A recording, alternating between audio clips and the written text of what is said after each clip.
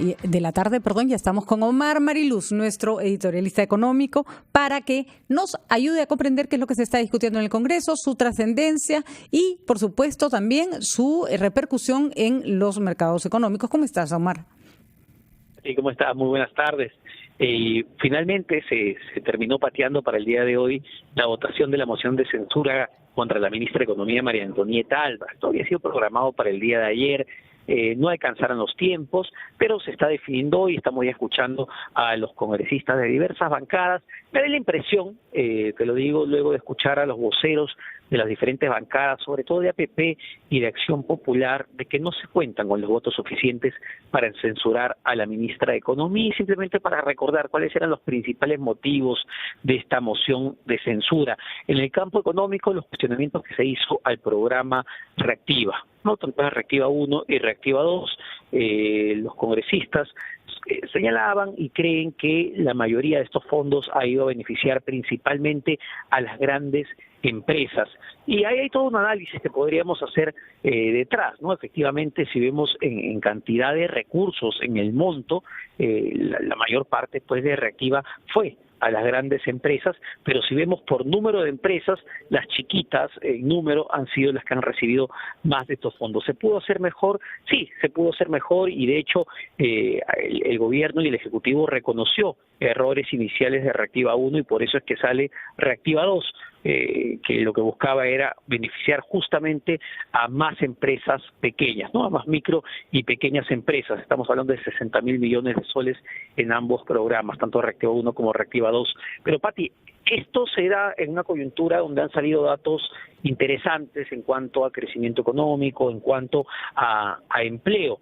Y es importante entenderlo para saber cómo le va a la economía en medio de esta crisis sanitaria que estamos viviendo. Y ahí quería destacar, y lo comentábamos ayer, el dato del crecimiento económico de julio. ¿Qué pasó con la economía en julio? Un mes donde se abrió, donde se inició con la fase 3 de la reactivación. Vemos que la economía se contrajo en julio 11,71%. ¿Esto es una buena noticia? Sí, de alguna manera es una buena noticia, porque lo que veíamos en junio, lo que veíamos en abril, eran caídas mucho más pronunciadas, de más del 30%, entonces vemos que la desaceleración ha empezado a amortiguarse, es decir, la economía sigue cayendo, es verdad, si lo comparamos con el mismo mes del año pasado, sigue cayendo, pero cae menos, y cae menos porque se ha empezado a abrir ciertas actividades. Ahora, y esto es interesante verlo en el detalle, ¿qué está pasando con sectores claves para la generación de empleo, que son intensivos en mano de obra, sectores que son los que más contratan, como construcción, como manufactura no primaria, como comercio, como servicios? Estos sectores claves para la economía siguen cayendo, y lamentablemente siguen cayendo a doble dígito. No caen tanto como antes, es verdad, pero siguen cayendo, es decir, no les está yendo bien. ¿A qué voy con esto? Porque vale la pena, Pati, revisar cómo le va al empleo, que es realmente lo que le interesa a la gente en medio de esta crisis política que estamos viviendo. Lo que la gente quiere pues es tener trabajo y tener ingresos aceptables que le permitan vivir con condiciones mínimas pues de vida. Eso es lo que le interesa a los peruanos, en verdad, que los dejen trabajar y que haya oferta de trabajo. Y lamentablemente lo que vemos todavía es un mercado laboral muy debilitado, es verdad. Ya no cae tanto como antes, insisto, en la época de la cuarentena estricta, pero sigue cayendo de manera importante. La población ocupada, Pati, ha caído casi 27% en Lima Metropolitana hasta el mes de agosto, entre junio y agosto de este año. Cae menos, pero es todavía fuerte. Y estamos hablando de esa caída a nivel formal, no estamos todavía considerando el universo informal, que es mucho más voluble, ¿no es cierto, Omar? Voy a eso porque eso es muy interesante. Lo que este 27% de caída son todos, formales e informales. Esta es la población ocupada, el que tenía un trabajo. En el peor momento de la crisis, Pati, veíamos que la caída era de 55%. Ahora hablamos de una caída de 27%. Es decir, en el momento más álgido de la crisis, más de 6 millones y medio de trabajadores se quedaron sin empleo. Así de simple. Están retornando, es verdad, Pero aquí voy a tu pregunta, y qué bueno que haces la precisión. ¿Qué está pasando ya al interior del mercado laboral, justamente con el empleo formal y el empleo informal? Y Julio ya nos permite ver esa diferencia y las consecuencias de esta crisis durísima que estamos viviendo. El empleo formal, el empleo adecuado, ese que queremos que crezca, lamentablemente, Pati, sigue cayendo a tasas altísimas. Entre junio y agosto ha caído 47%. ¿Qué te dice esto? Que uno de cada dos trabajadores formales, uno de cada dos perdió su trabajo formal, uno de cada dos, la mitad. La mitad, es un montón. Y eso es tremendo, sí, eso es un montón, y esto es data agosto. Es decir, aquí ya entró la tercera fase de la reactivación económica, pero vemos que el mercado formal de trabajo sigue muy deprimido. ¿Qué implica esto en términos concretos? Solamente hablando de Lima Metropolitana, que es la data que tenemos al día de hoy, no se tiene todavía la del nivel nacional agosto. Esto te dice que 1,5 millones de trabajadores, 1,5 millones, se quedó sin empleo en ese periodo, 1,5 millones de trabajadores formales. Ojo, eran 3 millones, más de 3 millones, y ahora pasamos a 1.400.000, 1.500.000 en el mejor de los casos. Es un montón. ¿Qué pasa con el empleo o el subempleo, que también mide el INEI, ¿no? Ese empleo informal. ¿Qué pasa ahí en los últimos meses de junio a agosto? Ese ha empezado a subir. Ese ha subido 10% el informal. En ese periodo, el informal, el subempleo. Ahí hay una aclaración que es interesante, Omar, porque efectivamente el Reactiva 2 digamos, se puso las pilas y trató de llegar a las empresas más pequeñas. Sin embargo, como sabemos, el universo de las MIPES es un universo más bien informal.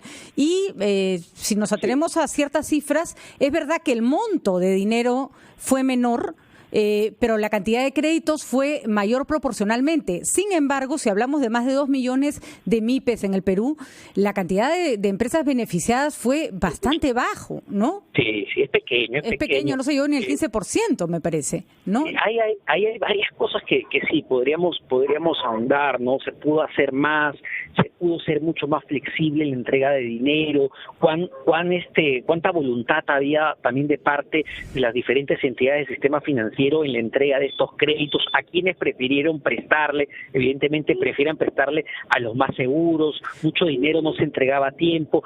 Sí ha habido una serie de críticas y de análisis que se tiene que hacer al respecto, sin duda, ¿no? Y eso tiene efectos directos sobre lo que estamos hablando ahora, el empleo. Y pudo ser también una oportunidad para la formalización express, digamos, ¿no es cierto? Quieres un crédito, formalízate y puedes acceder a él.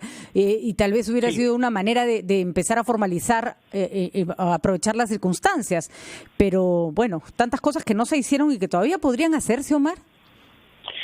Todavía sí, tendríamos que, Pati, yo creo que tendríamos que, a la luz de lo que estamos viendo en este momento y la data que yo me he quedado realmente sorprendido, no pensé que se iba a traducir de manera tan inmediata esta situación donde el empleo formal sigue tan deprimido y la informalidad ha comenzado a subir, que era algo que se esperaba, pero ya lo vemos en data concreta, es decir, los informales, la gente sí se está volviendo a un puesto de trabajo, pero no necesariamente a uno de buenas condiciones.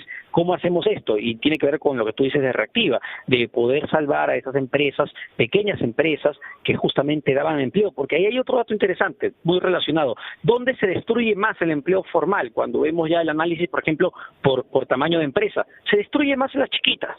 Chiquitas, en las empresas de 1 a 10 trabajadores, vemos que el empleo formal cae más del 60%. ¿Por qué? Porque no pueden sostenerlo, es inviable sostenerlo. Entonces, esos créditos de Reactiva hubiesen ayudado mucho para sostener justamente ese empleo. Eso ha sido un esfuerzo titánico, también no quiero desmerecer nada porque un programa como Reactiva de alcance que se necesitaba tener, con la coordinación que se necesitaba tener, ha sido un esfuerzo titánico, pero no me cabe duda que había muchas cosas que se podían mejorar y por eso, a la luz de los hechos, sale Reactiva 2 con nuevas condiciones que buscaban potenciar la entrega de ese dinero, que vale la pena siempre aclarar, ¿no? No es plata que se le está regalando a las empresas, ojo, son créditos, son préstamos a tasas sumamente preferenciales. Muy bien, Omar, seguro conversaremos contigo conforme vaya avanzando también el debate sobre la censura a la ministra Alba, que por el momento parece no reunir los votos necesarios. Gracias, Omar, ya regresamos. Abrazo.